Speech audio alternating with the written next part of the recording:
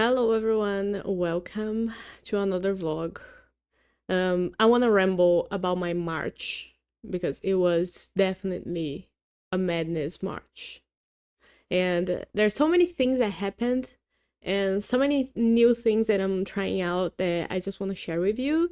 And I feel like I need to do a vlog just to be able to ramble and not be distracted by me playing a game. So I'm going to talk about this in this video. If you, for some reason, just got up here and you don't know my channel, usually I do puzzles. So this is not a normal thing that goes up. So don't get your hopes up. We're gonna drink some matcha. This is matcha, if you guys don't know. Also, my hand. See how this works? See how skillful I am with my thumbless hand?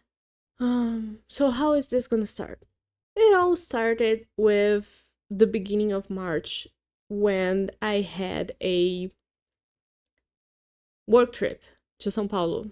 And if you don't know, in the south of Brazil and I had to go for work to another state, so took a plane there. And one thing that I want to know, because this happens to me every single time I take a plane, even for short trips. So this trip was a 1.5 hour trip. Every single time on the landing and on the takeoff, I get such excruciating ear pain. Like my inner ear feels like it's gonna burst, and it's terrible every single time. And I've tried different techniques. I've tried chewing gum. I've tried listening to something. I tried swallowing several times while we're taking off. Nothing happens. Actually, it makes it worse sometimes. So there's probably something wrong with me. Because nobody else mentions this. And I feel like I'm the weird one. That I have a defective ear or something. That I'm not able to fly for some reason.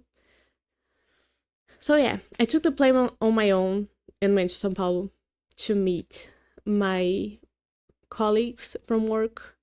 And it was all fine. It was a good event. I had a good time. Met several people that I have only met before through calls because I work fully remotely since my employer is in another state. So that was nice. But the thing is, right before this whole trip, which was planned for months, I decided to get into a new hobby. And it was a crafty hobby, which is sewing. I found out that in English it's pronounced sewing, which doesn't make sense to me because it has a E. So it should be sewing, right? You're saying it wrong, sorry. So I got a sewing machine and sewing supplies, but I didn't have the time to get into that before the trip. I went to São Paulo, and the third day of the trip, some teammates of mine decided to invite us to play volleyball, which was nice. I'm a good sport. I like to do different stuff. Also, I enjoy physical activity. I go to the gym every single day. I do some cardio, and I like playing games if it's sporty and not competitive. So I went to play volleyball with my colleagues. And the thing is, I do play volleyball every once in a while, not frequently, but I suppose I know how to play volleyball, right? There's basic movements everybody knows how to do. You lift the ball, you block the ball, and you do the thing.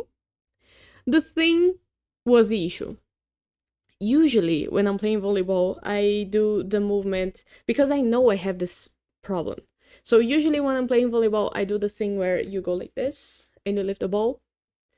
That works most of the time for putting the ball where I want.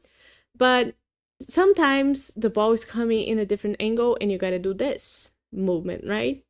Well, when I did this movement for the second time, my thumb started to hurt so much. Like I felt like I I've never broken a bone, so I don't know how breaking a bone feels, but it felt like something was out of place there.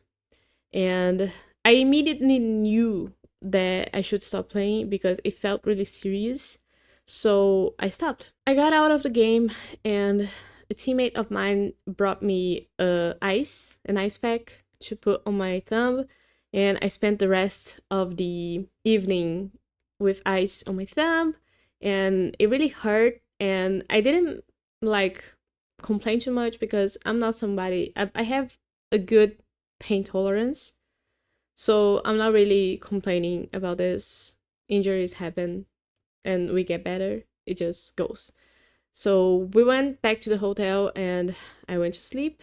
Didn't think much of it. But the next day my thumb wasn't really moving. I didn't have the strength to move it, and it did really hurt when I touched it, and it was swollen. So yeah, I know that something bad was happening, but I didn't really want to go to the doctor there because my health plan isn't the same as the health plan that they accept up there. So, because of the different states, so I decided not to go to the doctor there, but I spent the rest of the week with basically a hand that was kind of useless and hurt with everything I do. So I was making sure that I wouldn't make it worse, but I didn't really get it checked before coming back to my home here. So by the end of the week, I got back home, and the next day, my boyfriend was asking me about my thumb and stuff, and I was talking about how I couldn't really move it. I didn't have the strength to like do this, the hook motion. I couldn't do that. And we decided I should go to the doctor, which was a good thing.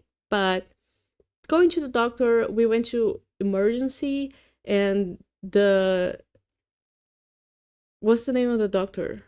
Traumatology is the specialty. I don't know. So the guy that was there took some X-rays, said that he couldn't see anything on the X-ray. He did a little immobilizing on my thumb with gauze and asked me to go back 2 weeks later for a revision. So I went back home, and my thumb was immobilized, and I spent another week with, I guess, just resting and not doing anything with my right hand because it hurt. But demobilizing wasn't really that strong because I wasn't using a splint. I was just, I had the gauze around my thumb and some tape kind of holding it in place. But if I knocked it on something, it would move.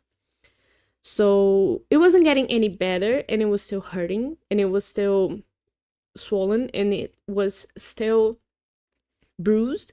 So I decided to go to another doctor. So I looked it up, I got an appointment, went to another doctor, and that guy said that even though it wasn't showing up on the X-ray, I probably had a torn ligaments.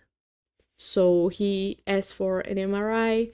I went in, I did the MRI, and it turned out that I did really have a torn ligament. So we put up a splint in place, which is better at immobilizing my finger. And now I need more time resting and having this thing on. So it's gonna be 20 more days of the thing. What's this? What's this? What's this? Lint.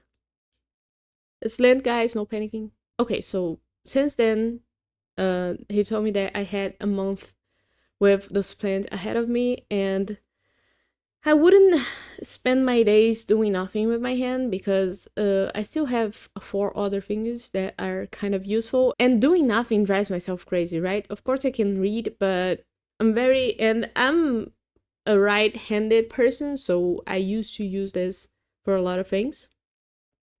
I use my right thumb to play a lot of video games on the controller. I use it to do everything, basically writing, doing the dishes, holding anything.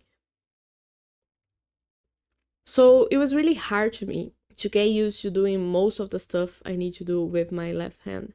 But I'm gonna do it. It could be worse, right? It's gonna come back eventually, but I'm not gonna be standing still all that time. So I'm doing that. So I decided to get back into sewing. And it's been a journey. Why did I decide to get into sewing in the first place? So a lot of reasons. Um, I do eventually want to get into cosplaying, but this is not the main reason I decided to do it. And this is gonna get into weird, I guess, controlling territory, because I'm someone who likes specific types of clothes, and I'm so basic. I want something basic, and when I find something that I like, I want to have several copies of that same clothing piece, because I want to wear that. Like, if I'm comfortable in something, I want to wear that always. So I decided to get into sewing so I can kind of pick characteristics from each of the pieces of clothing that I have and kind of mash them up into one piece and then make several copies of the same thing. So one thing that I am is I am a person that doesn't like being hot.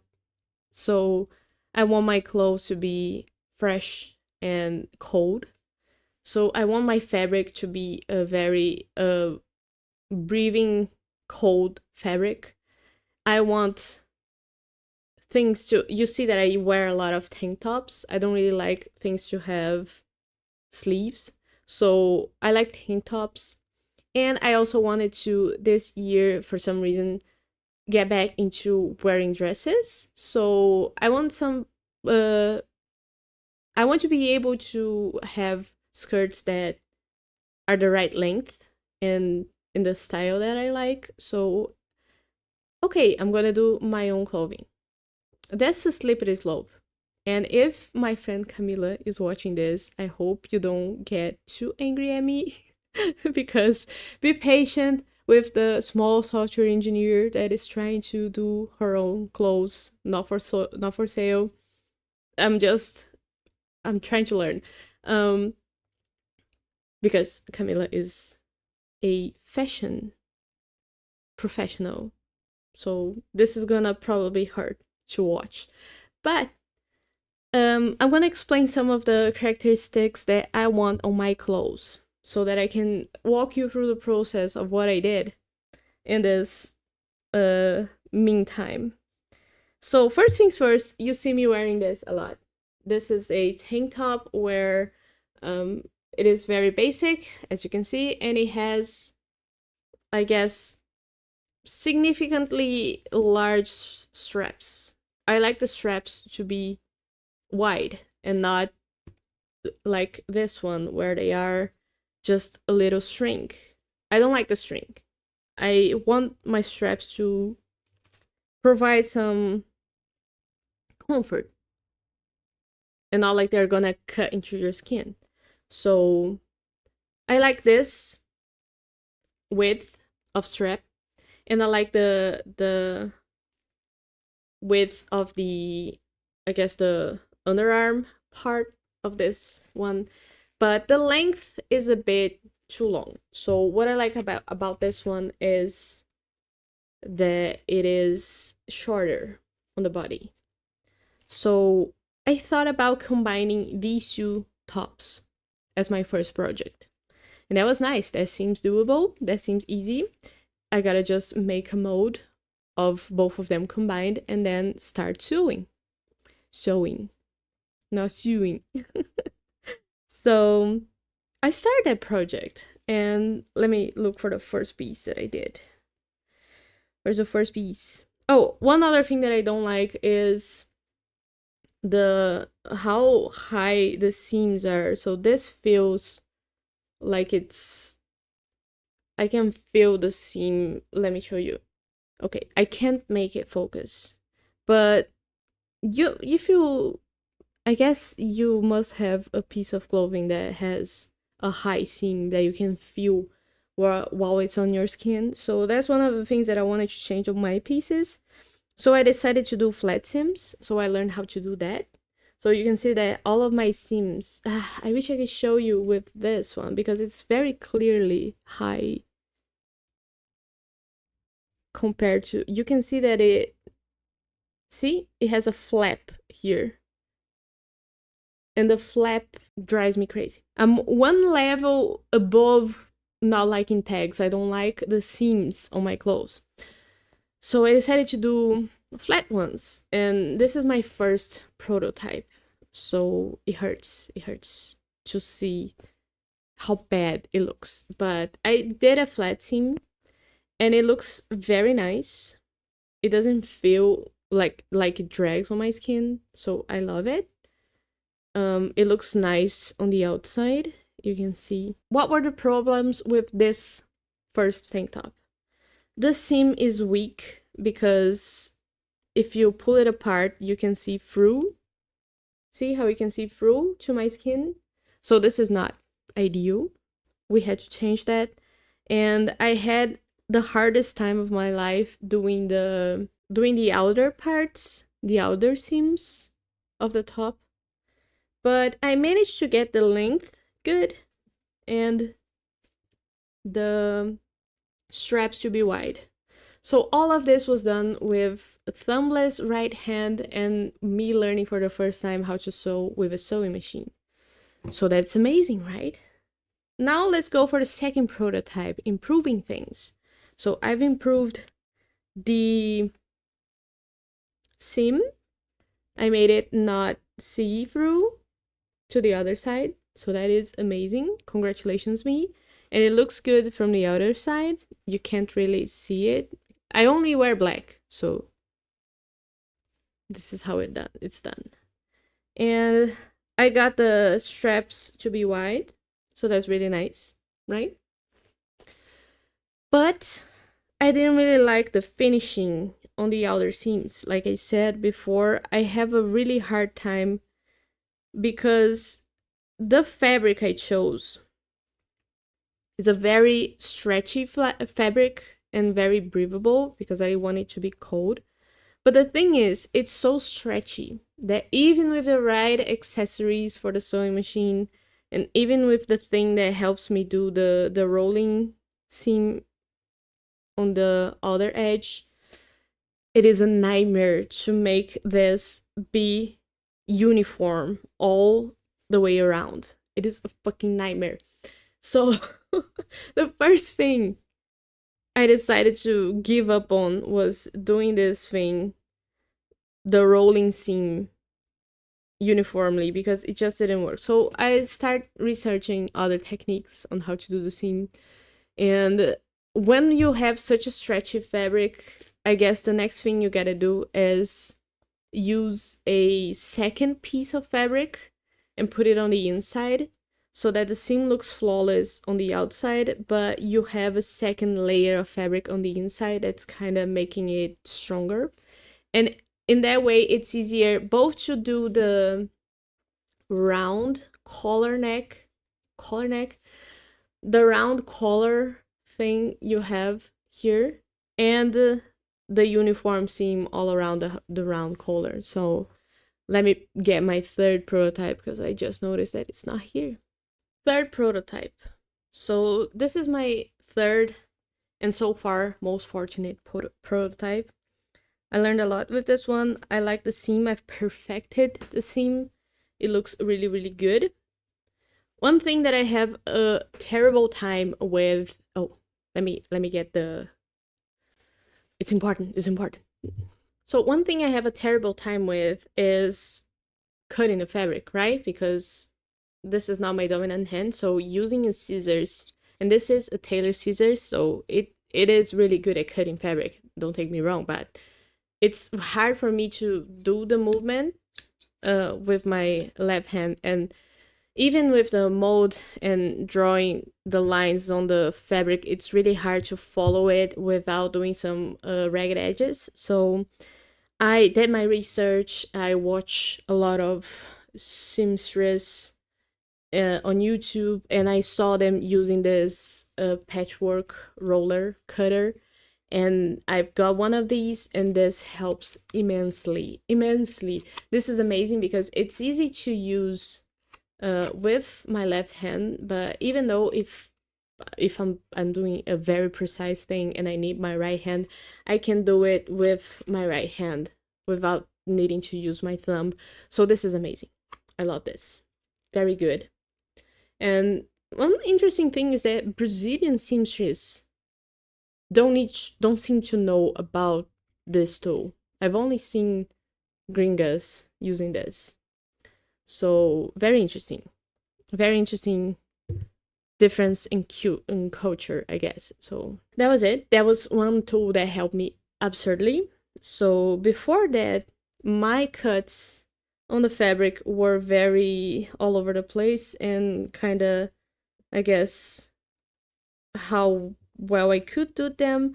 And don't even think about cutting a seam after you finished it. But with my new rolling tool, which is amazing, I managed to get such perfect seams and so straight seams that feel professional to me. And I perfected the non see-through seam. You see how good it looks on the outside? And it's a double seam because I want it to be flat, so I need to like sew down the other part. The part that goes inside the top needs to be sewn down to the fabric as well, so that's how it stays flat. And so that's one thing that I learned. I did better with the edge seam here. So it's looking really good now because I use pins to pin it down all the way around so that I get the same length. I'm using a stretchy type of stitch so that it doesn't rip. So I learned that as well. And then the part that I mentioned about having 2 layers inside the fabric. So I have a second piece of fabric inside that is stitched both from the inside and from the outside, and it gives a nice seam on the outside. This is the outside. Focus. Come on. Focus. Of course, the camera. Oh, see? It looks really nice. I like it a lot. I like it a lot. But the whole thing in the beginning of this whole journey was that I didn't want to be hot on my clothes. So it kind of defeats the purpose. Having 2 layers of fabric kind of defeats the purpose of having breathable fabric. So I'm still gonna have to do some more research regarding that and kind of wear this top for a while to see how I feel. And also, I don't like that I did a small piece of fabric. Now I understand why some tops have kind of a whole second top inside of them. So it's just not a flap. Because this flap shows through the fabric when I'm wearing it. So I wouldn't recommend doing just a little flap. I would recommend doing the second top, a smaller top inside the bigger top, so that it doesn't show like this. So I learned a lot with this whole journey, but I still have more to learn and to experiment with. And what is the thing that's happening to me as I'm doing this? And that's the part where I start dropping lore. With each vlog of mine, I drop a little more lore. And let's go for one more piece now.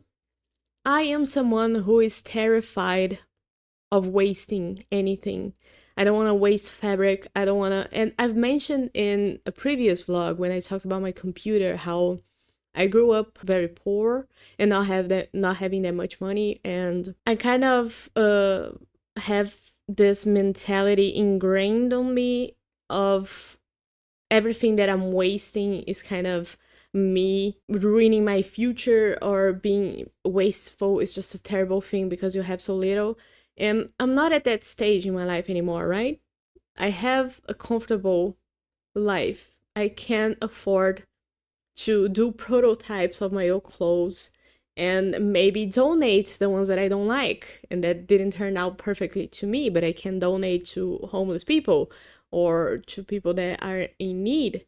And I can do that and afford to do that without feeling wasteful, right?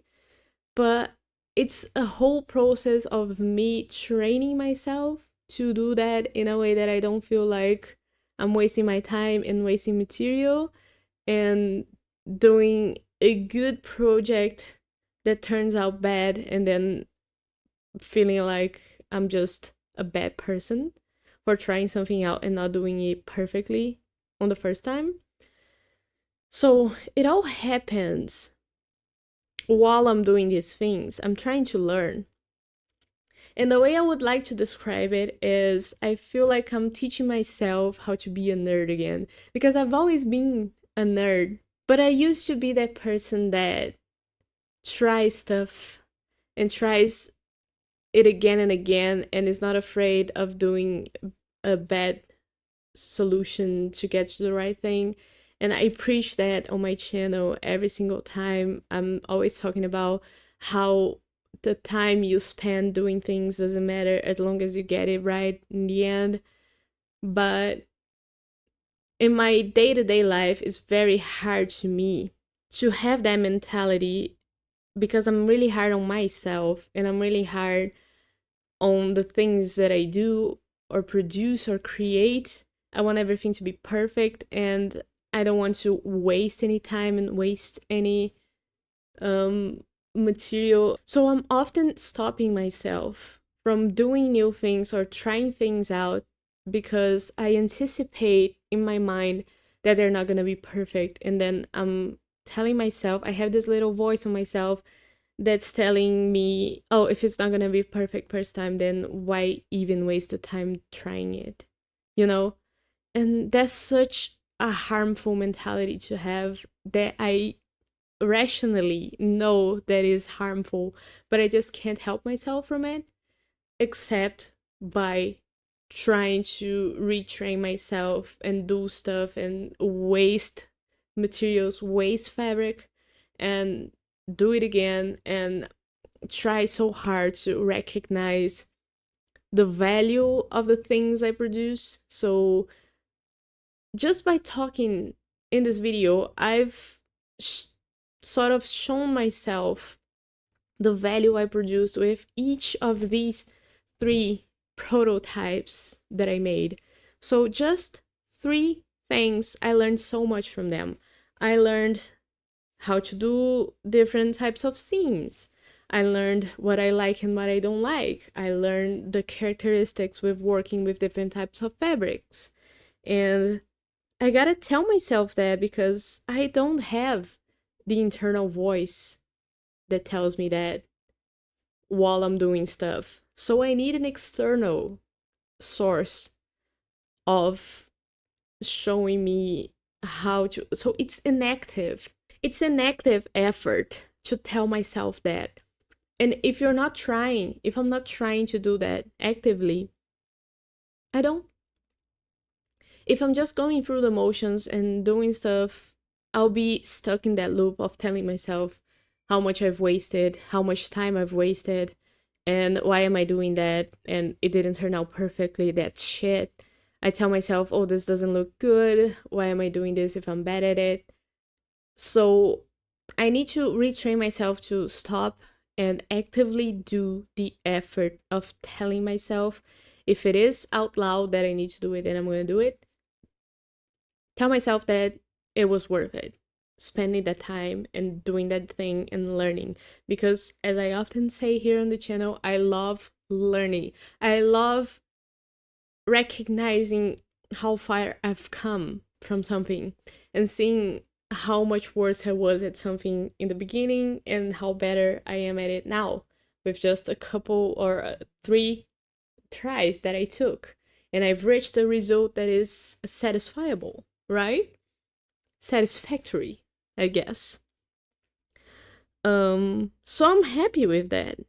But if I don't tell myself that I'm happy with that, then I feel like I'm not. So that was one of the learning curves that happened during March. Doing stuff, I guess it was 2 learning curves because one of them was doing stuff with my left hand primarily and learning how to cut fabric with my left hand, all of that stuff, drawing with my left hand on the molds, but doing stuff anyway, even if I'm not at my best or on my prime to do things. And the second hobby that I got in, which is also creative and kind of crafty, is I got a 3D printer. Why did I get a 3D printer, you might ask? It's because I wanted to get some stuff for my office that is very precisely the way I want. You already noticed that I'm kind of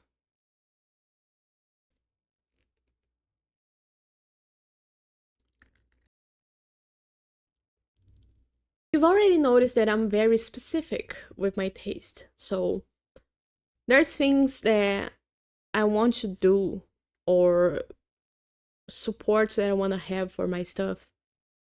For example, my mic, for example, my camera, that I'm not able to find online, either because of the model or because it's too expensive. And I started justifying in my mind that buying a 3D printer would be good. And it is. It is amazing. But it falls on the same category of waste. Because a 3D printer wastes so much plastic, if you think about it. There's a lot of purge that happens between changing colors or with each print. So there is plastic that's being thrown away each time you print something. So it falls in the same category of me telling myself the difference or how valuable it is wasting that material in order to do something that's useful to me.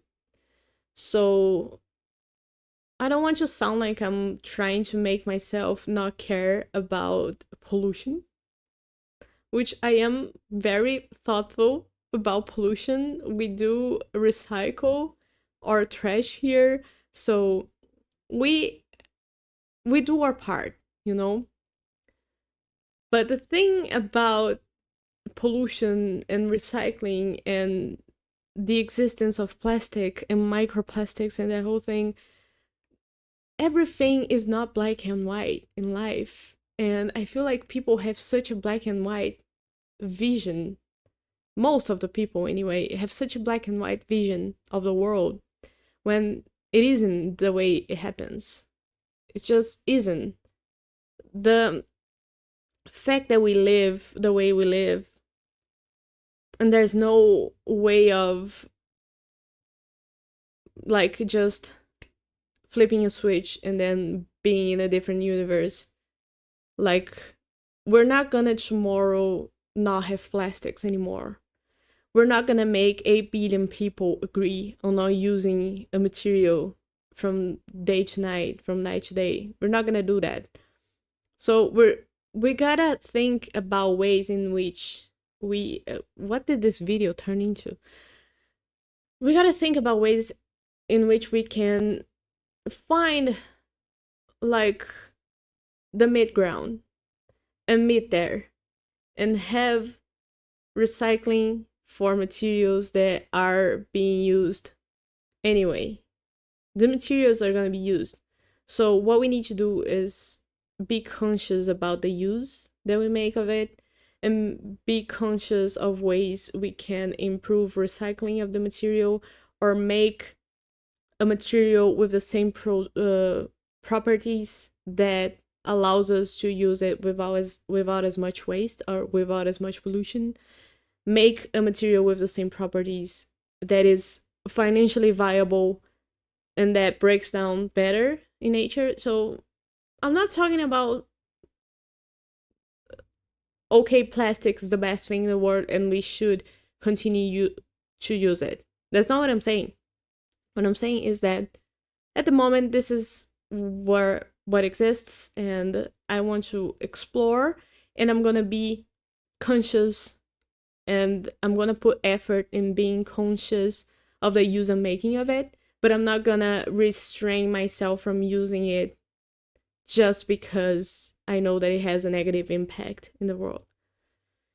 I'm gonna get canceled on the internet because I'm saying these things, but I don't really care.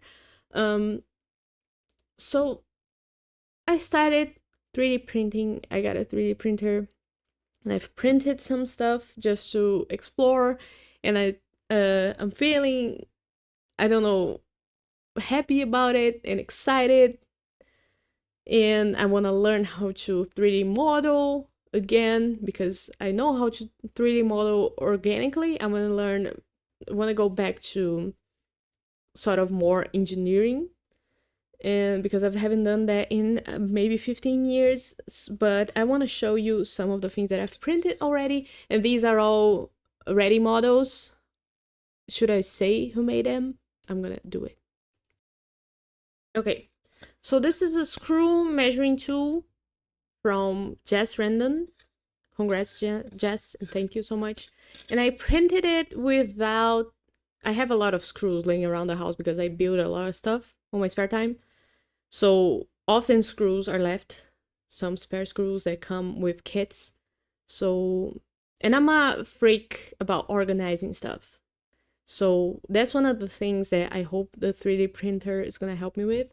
I want to get into Gridfinity and start building organizers for stuff, because I have a lot of bins where I just throw stuff into the bin and the bins get full or the boxes get full, and then I have mountains of boxes, and when I have to look for something, it's a nightmare to look for something because I know I have the stuff, but and I kind of know what it is, what I put it last time, but I gotta take everything out of the box and lay everything on top of my bed and look for stuff. So it's always been a nightmare. So I want to get organizing. And the first thing I printed, one of the first things I've printed was the measuring tool for screws. And I printed it without the white parts. So what I did for the white, they are kind of indents on the print, and it looks terrible because I'm bad at this. It's the first time I've tried to do this, but I got some acrylic paint and try to put it on the indents so that it's better to see it on the tool, and it looks terrible. But again, it's my first time doing this. I think it's enough. I'm gonna, of course, try to sand it so that it looks a little bit better.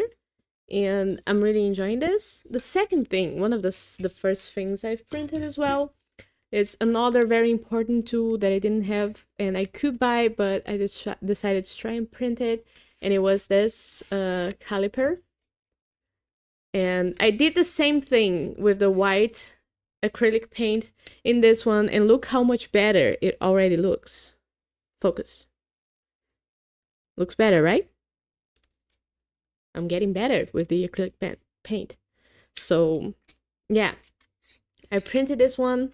I'm really excited to print more stuff that to me is useful and to me may look, and to you may look useless, but I guess that's the joy of having a 3D printer. You can print whatever you want, and it doesn't really matter what other people find useful or not. And yeah, I have projects in mind for the future, and this has been like half of my March. So the first half was me dealing with my readjusting with my thumb, so I can't really play controller games. And then I had to relearn how to do a lot of stuff with my left hand. But the second part, I started to get into a lot of projects and then dealing with my would I say trauma? Or my behavior patterns where I discourage myself from doing things and trying to learn again how to have a hobby and be willing to be bad at that hobby and then get better, and teaching myself how to encourage myself. So it's been a 50-50, a highs and lows month. And I wanted to have way better models to show you by the end of the vlog. And I wanted to have a piece of clothing that I was really proud of and that I thought looked really good on me. But let me try to show you the thing that I don't like about my last prototype. Okay, so here it is. What I like about the straps. I like that they go all the way to my underarm because I don't want to have this piece of fat hanging out. So I designed it specifically so that it covers this fat that we have on the underarm, because that I don't like it.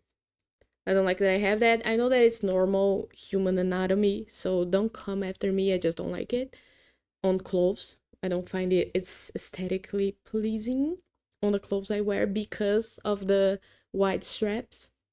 So this looks really good. What I don't like on the finished model, although the finalizing is really good, the whole rendering of the piece is really good. What I don't like is that it is a little bit flappy here. You see how it has a lip?